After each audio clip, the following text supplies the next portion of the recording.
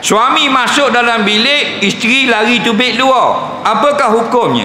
Hukumnya harus apa? Bermain-main. Bala tak boleh. Bala tak tubik dua-dua pun tak boleh bala. Tuhan tak suka. Kalau gurau boleh. Apa? Bila kita nikah, bukan saja kita nak nampak anak saja. Zuriat bermain. Abdul Rahman bin Auf dia nikah, Nabi tak ada.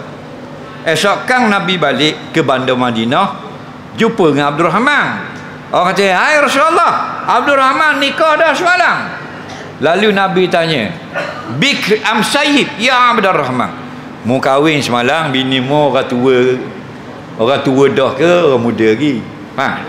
Kata Abdul Rahman, sayyib ya Rasulullah, bini semalam saya nikah perempuan yang sudah tua, 60-an dah umur. Lalu Nabi kata, halla bikra, bapa muda kahwin hak muda. Bapa pula tulang ibuha wa tulang ibuka. Kalau bini mu muda, boleh buat galak main. Sudah makan nasi, datang naik dapur main badminton. Main badminton, PS5, Need for Speed. Betul tak? Lepas tu main galah, lapak galah. Lepas tu main gambar kerja lah rumah, polis sentri, nusuk lah robok. Baru gambar gerbang sedap. Tapi dah kalau tua dah nak gurau. Laki 79, bini 22. Abang kita main kejar. Dua kali puji. Mampu kerah selalu. Jeng boleh.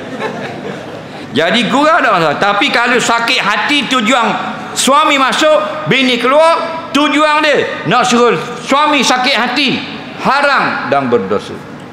Begitu juga suami buat, bini masuk, suami keluar, tujuan nak suruh sakit hati bini, dosa juga.